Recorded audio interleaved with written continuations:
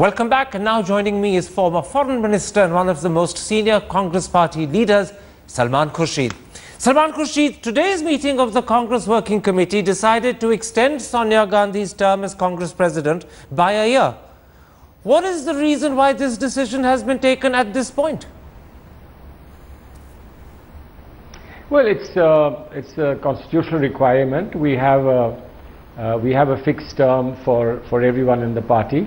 And of course, if the elections are not held on time, you need a constitutional gap-filling exercise, and therefore we have obviously in mind that we would be able to finish all our work at present in about a year's time, and so we've made this as a temporary extension, and then we'll get back to our constitutional period. But the truth is, Salman Khurshid, that the Congress party has known for 5 years, since 2010, that Sonia Gandhi's term would end at the end of this year. You've also had 5 years for all the preceding organizational elections that have to happen before the presidential election. So what explanation do you have for the fact that suddenly in September, just 2 months before that 5-year deadline ends, you suddenly discovered you haven't got all the other pieces in place? I mean, that sounds a bit like incompetence. No, it's nothing to do with incompetence. See, we've been through an extremely traumatizing experience. I mean, in elections that we faced last time, I believe undeservedly put us down to the extent that they did. We have a lot of things to do. We have to get back on our feet. We've been doing that. Obviously, party elections in the kind of democracy we have in our country, the polarizing of the votes that happen, have to be done very carefully and with tremendous amount of insight into the consequences. Okay. And all that is being done. We've fixed schedules and dates several times, but the state party units have said, look, it can't be done so quickly, it can't be done in this manner. We've been looking at various ways in which we can democratize our party functioning further. So all those things are in the pipeline. You know, that is an elaborate explanation that doesn't convince a soul, because everyone seems to instead be convinced that the reason why, in fact, you've come up with this excuse that other organizational elections haven't happened, therefore you have to postpone Sonia's election for another year, is because actually you want to postpone Rahul Gandhi succeeding his mother.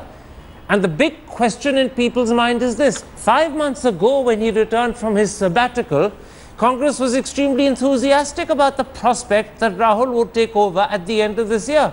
Now that you're finding all sorts of organizational excuses for postponing him taking over, the key question is this: have you had a radical rethink about Rahul Gandhi's role? Can I give an answer in one word? And the answer is no, we haven't. And I don't believe that the enthusiasm has slackened anywhere at all, if that's what you want to hear from me. But let me just put it clearly that your idea of transition and transformation may not necessarily match with our idea of transition and transformation. Every party, every organization, every group of people, every political outfit has its own perception of what we need to do and in which manner, of course within the four walls of our constitution, and that's what we are trying to do. This is not a rethink, this is not a U-turn, this is not a step backwards. We are moving according to a plan, and we will continue moving forward according to that plan. Mr. Khurshid, the plan was outlined by Digvijay Singh, your General Secretary, by Kamal Nath, one of your most senior members, by Jairam Ramesh, one of your most senior members. All of them have gone on record in the last 5 months to say that they look forward to Rahul Gandhi taking over when Sonia Gandhi's term ends. Suddenly, when her term is ending, the Congress party comes up with this incredible excuse that all the preceding elections that must happen before the presidential election haven't happened, therefore the presidential election can't happen, therefore you've got a perfect excuse for not elevating Rahul and continuing with Sonia instead. You were the ones who let it be known he would be succeeding. Now you're finding devious ways in doing so. Not devious, but if you think proper, Let me just say this, I'm very glad that you're not confronting me with any statement that I've made. I don't think the intention ever was to talk about a specific moment of time in which there would be a transition, but people welcome the transition, people hope and expect it and certainly look forward to a transition. I'm quite sure that the transition is taking place right now, but transition in the manner in which you in the media would want to see it, transition as a switch off, switch on affair, those are things that I don't think in the real world make any sense.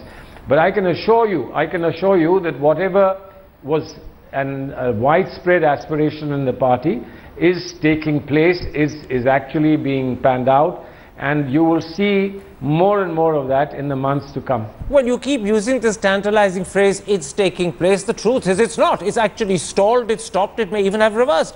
And the paradox is this, that in popular opinion, people thought that when Rahul Gandhi came back from his sabbatical, he had returned reinvigorated and stronger. Many believe that his Soot Boot Ki Sarkar has rattled the government. In fact, many believe it's the one critical reason why the land acquisition amendments have been dumped. Does Congress, inside its own headquarters, take a very different view of Rahul Gandhi's performance than public opinion has? Well, we just, I thought we celebrated his success in leading the retreat of the BJP government on land reform. I think that's very clear. You haven't celebrated his success. A special mention of You're ensuring he doesn't get any reward for success of the elevation. Everyone thought that success would lead to elevation. You're ensuring it doesn't. He's not a schoolboy who needs rewards from us. He's our leader. He's our deputy leader, the vice president of the party. And I mean, surely we don't do all the thinking for him. He has to do some thinking for the party and for his followers. So I think it's a bit unfair to think that we decide. There is a lot that he has to decide, and let's just not wish away the fact that he leads from the front, and he may have some clear ideas about timings and the proper manner and the proper moment for doing the things that you expect him to do. You say he leads from the front, but behind closed doors, many of your colleagues are now letting it be known that they believe Rahul Gandhi needs more time and more experience before he takes over from Sonia Gandhi. And that, I believe, is the real reason why, at this literally last moment, you've stalled the succession, you found a devious excuse for delaying the presidential election so that you can retain Sonia, and Rahul can find that time to get the experience and time he needs. Karan, I'm not quite sure that that's a fair assessment, and I'm not quite sure why you want Congress President to just retire and retreat into the background. She's still active. She's full of energy. She is widely accepted in the country as an extremely sensitive and extremely experienced and effective leader. Now, we can't just wish her away. As far as Mr. Rahul Gandhi is concerned, he's taken hold of all the important organizational issues in the Congress. He's picking out on the ideological issues, and he's formatting ideological issues for the party extremely well. So I think we have a win-win situation. We've got, as they say in Hindi, laddus in both our hands. If one explanation or interpretation why the succession has been postponed, Sonia has been given a year's extension and Rahul is not becoming president, at least in the foreseeable future, is that people believe he needs more time, people believe he needs more experience, then a second explanation being put forward by your colleagues is to do with the electoral calendar that stretches out after Bihar. Your party feels that there are a whole spate of elections happening where Congress will not perform well, and you don't want Rahul to take over during what will be a downbeat period. In other words, Sonia is a well-experienced, well-weathered president. She can handle the downbeat period that lies ahead of you. Rahul, being new, cannot. Well, I'm not sure that the assessment you get is from people who know really what the ground reality is. He's been a very tough leader. He's faced some extremely adverse conditions, and that's not dampened his spirits at all. Of course, we were all somewhat disheartened by by the fact that after having done remarkable work in many, many fields, we didn't get the kind of support we would have wished for in the country. But it's not dampening his spirits in any way. I think he's even more determined to succeed. But I don't think that it's fair to make comparison between Congress President and the Congress Vice President. Both have their own context, both have their own contribution to make, and we really think that we are lucky that we have both of them together. So why should you make us and force us to choose one over the other?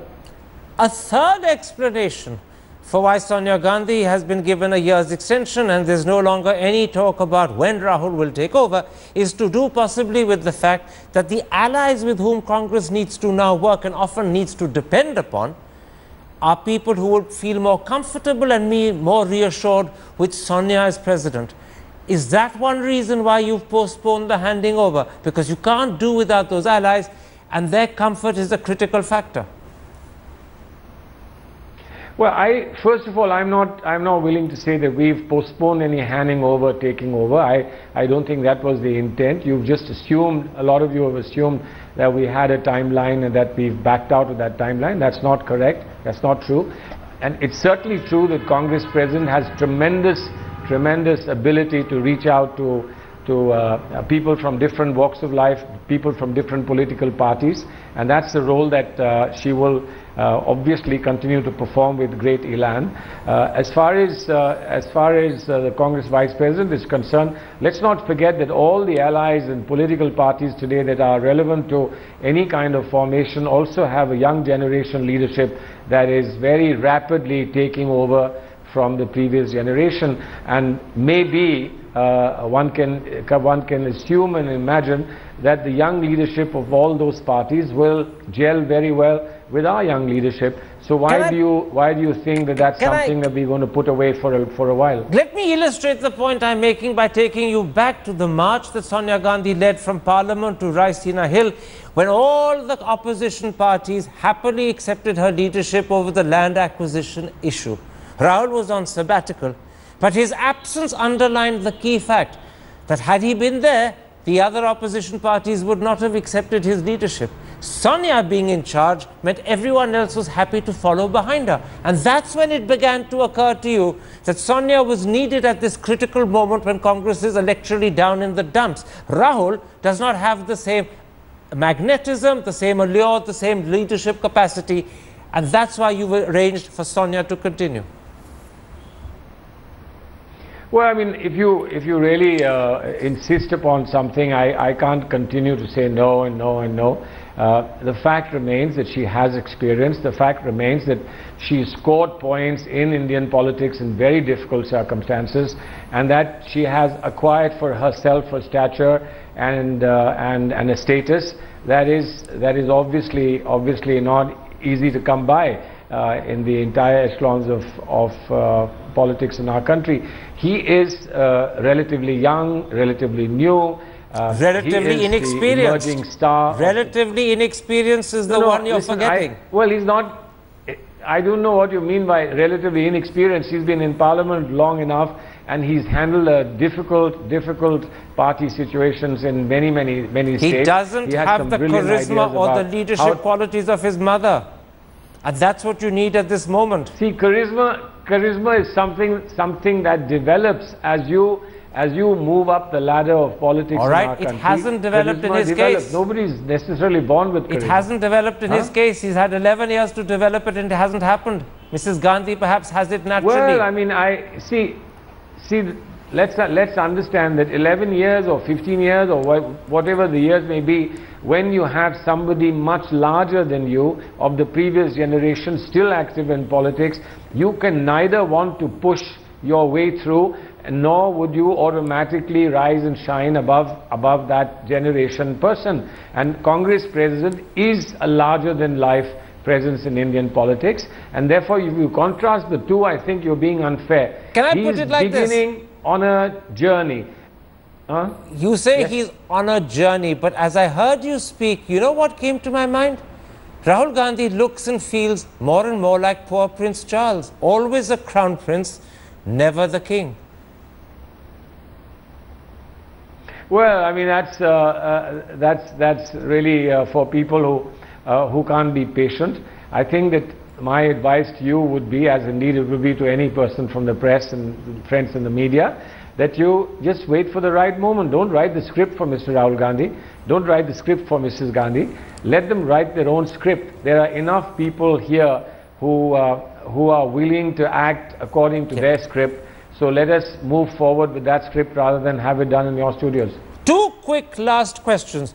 Could this extension of Sonia Gandhi's term and the postponement of Rahul Gandhi as the next president have an impact on the relationship between the old guard in your party who are of Sonia Gandhi's generation and the younger leaders who look towards Rahul as the party's symbol for the future? Are you going to exacerbate what anyway is perhaps a generational problem within your party? Well, there's always a generational problem in every family, and a new generation always brings in new ideas, new energy, and has to be given way to. Nobody in the older generation, I think, would be fair if they said, we don't want to move on, we don't want to give space. I think that would be extremely unfair. There's a generation that's between the old guard, if you like, and the young, new, energetic leaders that we have, and I belong to that generation, and I think that there has to be a seamless transition. It's not one vacating space and one taking space.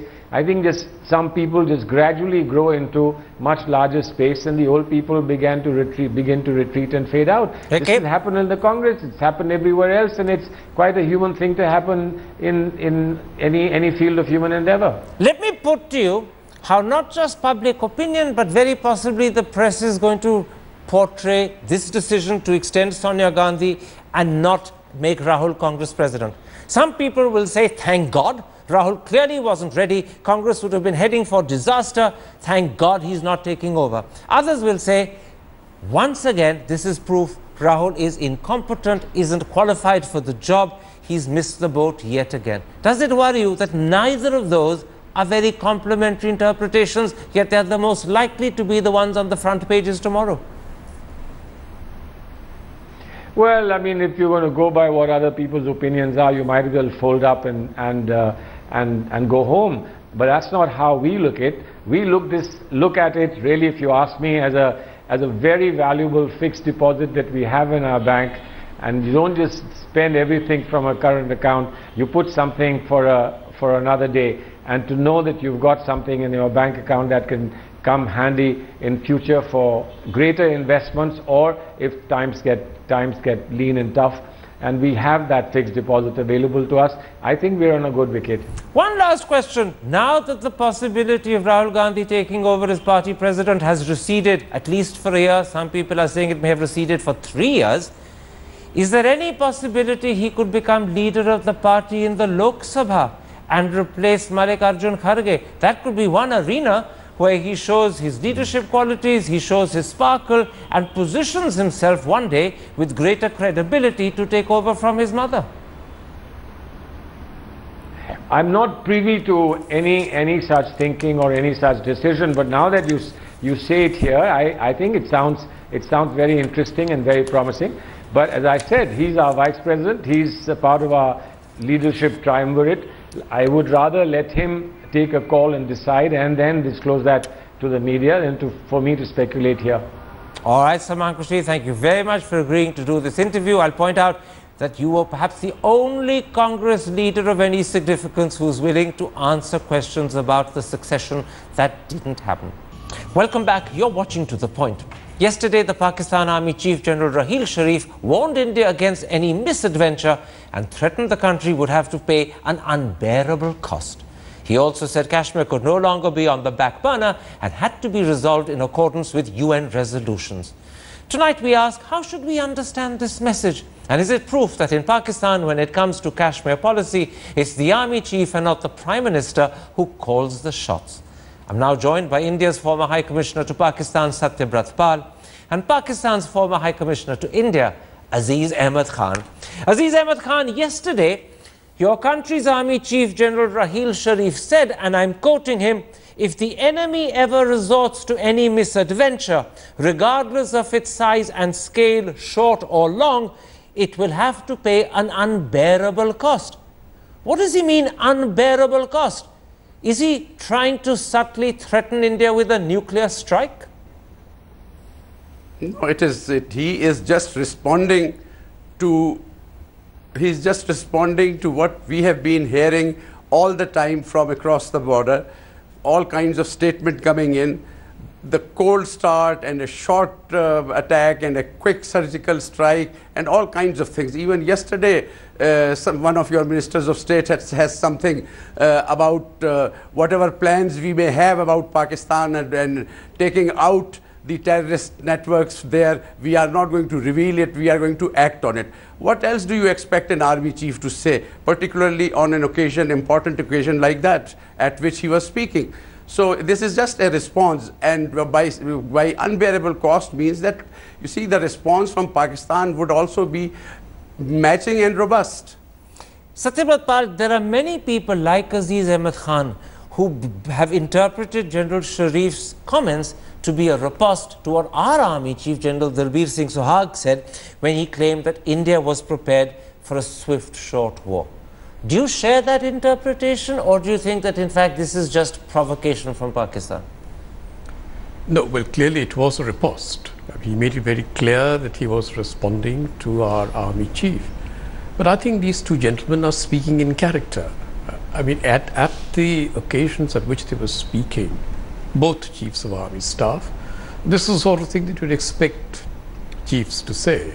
Our army chief was simply spelling out that his army was prepared for the sort of war that the Indian army envisages, which would be short and sharp with very little time to prepare.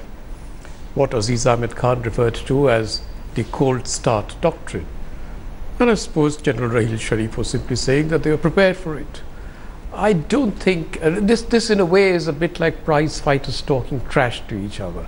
I really don't think we should read too much into it. Aziz Ahmed Khan, there is also a context within which your army chief has spoken out and used those particularly striking but disturbing phrases, unbearable cost. He's done it when there are continuing ceasefire violations every single day. He's done it after the NSA talks collapsed amidst acrimony and bitterness. He's done it at what must be one of the lowest points in recent years between India and Pakistan. Was it proper for him to use rhetoric that is so belligerent and so threatening?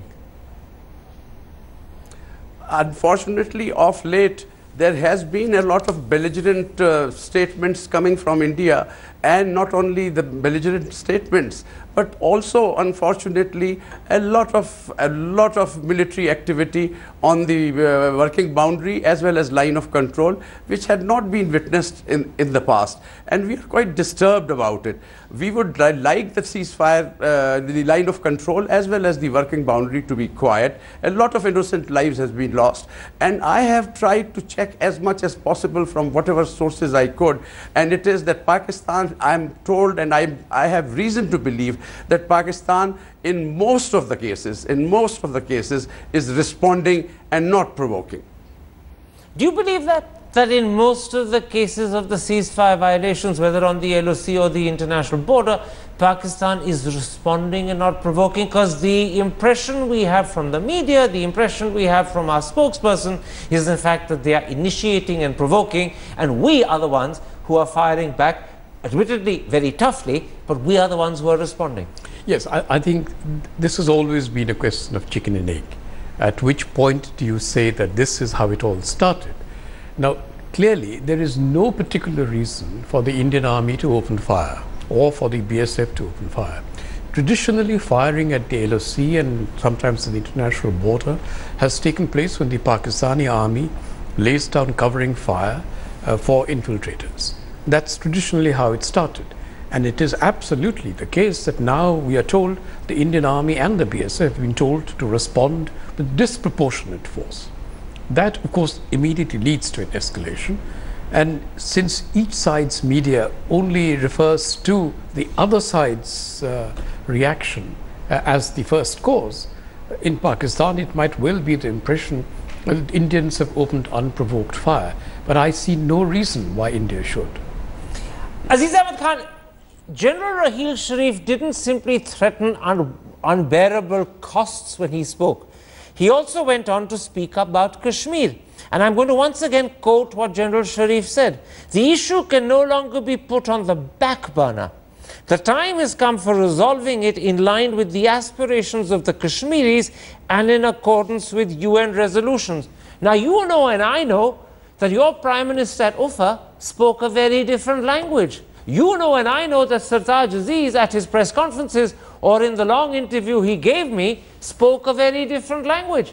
So now when General Sharif refers to Kashmir in terms of UN resolutions, refers to Kashmir as something that can't be put on the back burner, the impression he gives in India is that on Kashmir policy, it's the army chief in Pakistan who calls the shots, not the Prime Minister. And here on Kashmir, the army chief is making clear who is the boss. I think if you go back and have a look at the statements even coming from Mr. Nawaz Sharif, Prime Minister Nawaz Sharif, as well as Mr. Sartaj Aziz, they have also reiterated Pakistan's traditional position as far as Kashmir is concerned. And it has never changed. It wasn't even mentioned in Ufa. There wasn't a word about Kashmir in Ufa. The very word Kashmir was missing. Yes, I know. But what I understand, you see, the first line was all outstanding issues, and they understood by that Kashmir automatically is the principal outstanding issue between India and Pakistan and needs to be resolved. Let nobody be in any doubt. It's not the army's line. It is Pakistan's standard position and has been the standard position throughout the dialogue process, or whenever we have not had dialogue process. Even at the time when the Musharraf formula was being discussed, even at that time I recall that we used to reiterate at the start of the conversations and at the secretary level meeting, and Kashmir was one of the subjects of the composite dialogue, and our first statement used to be reiterating Pakistan's standard principled position on Kashmir, that it should be resolved under the UN resolutions. And after that we used to discuss that let us see in the meantime, since it's a complicated issue, what measures can we take where all the tensions can be brought down and environment created through under which a final resolution can take place. Let me put the don't interpret it, please don't interpret it that it is the army's position. It's a totally wrong understanding. Let me put the opposite to you, Mr. Pal. There's no doubt that Nawaz Sharif, from his country's point of view, may have made a terrible mistake leaving the very word Kashmir out of the Ufa statement. But we also know that Pakistan is not going to simply give up and downgrade Kashmir as an issue. If Mr. Nawaz Sharif even attempted that, he'd lose his job instantly. So all General Sharif therefore is doing when he says that Kashmir can't be put on the back burner, and when he talks about the UN resolutions, is to asserting what is the reality of the situation regardless of whatever faux pas Mr. Sharif may have made at Ufa.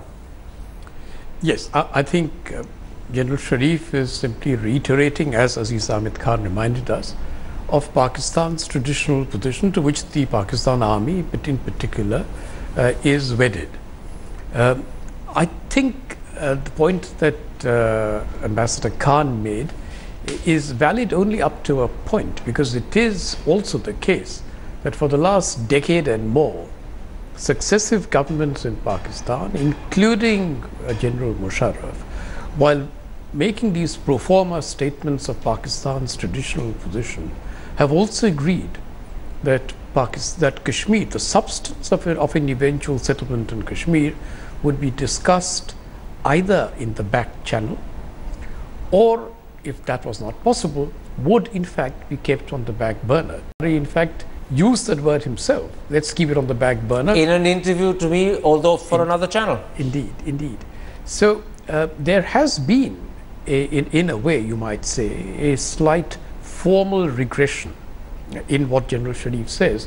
If that remains now, or has become now, Pakistan's only negotiating position on Kashmir, then indeed we have regressed. If, however, he's stating it for the record, that's a different matter. Let me put that to you. Is there, when you look back on the way Kashmir is being spoken about today compared to the way it was spoken about in General Musharraf's time, even by Asif Zardari, a formal regression in Pakistan's position? Or, Mr. Aziz Ahmed Khan, is this just the sort of rhetoric we hear in the run-up to the UN General Assembly because it's Pakistan's way of attracting an international attention to the issue, and things become very different once the UN General Assembly session's over? Which of the two is it? A regression over the last 6 years, or just rhetoric prior to the UN General Assembly? When you do not have a serious structured dialogue process, unfortunately, vacuum is always filled by rhetoric.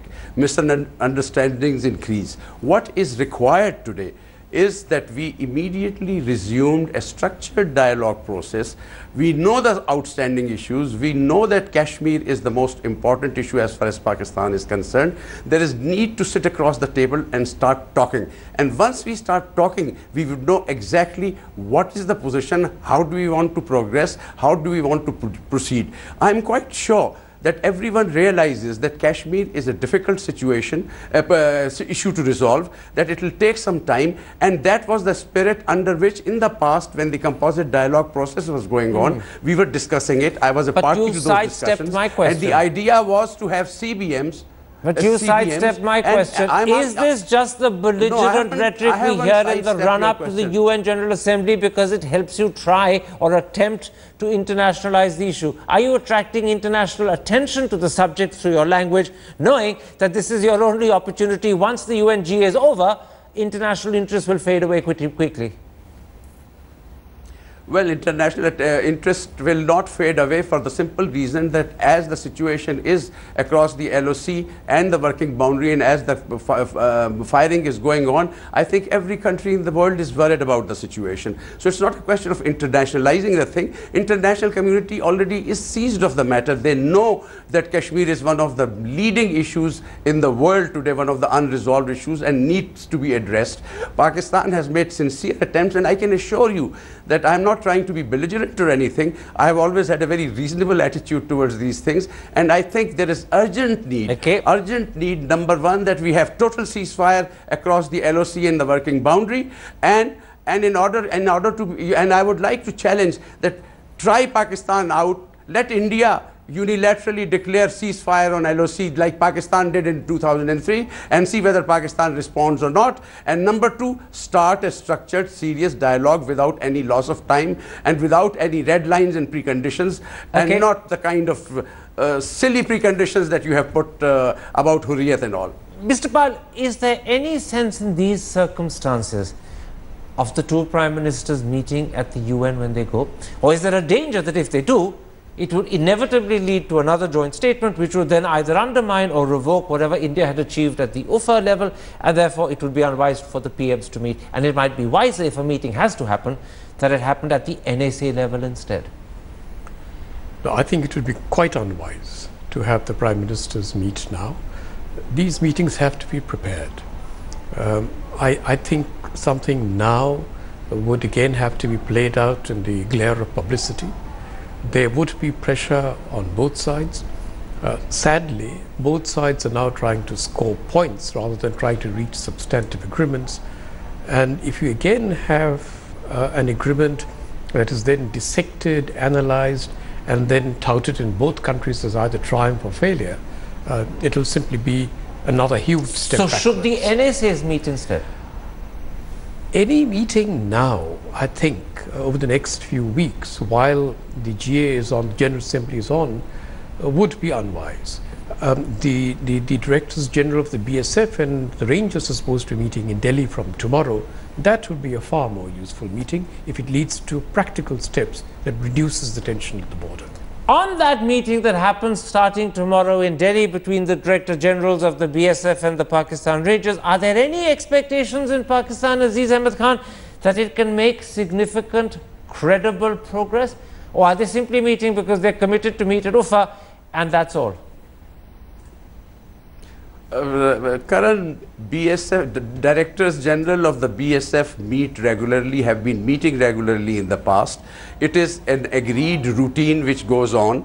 they should meet, and they always discuss the nitty-gritty of the housekeeping issues on both sides of the border. There are several issues involved about it, the issues of smuggling, drug trafficking, illegal crossings, people inadvertent crossings. There's a lot horde of issues, and this has been institutionalized and has been going on since a very long time. I don't want to make any song and dance about the BSF DG's meeting. It's one, I treat it as one of the routine, ordinary meetings that should take place at regular interval. In the past, they have been taking place once a year. It's the same way as the DGMOs talk to each other every Tuesday morning over the telephone, and I think they should now move forward and start a regular kind of meeting face to face as well, because these are official level regular meeting which always yield good results, because you work out the little problems that keep arising. So it is good that they are meeting. However, I personally feel that United Nations General Assembly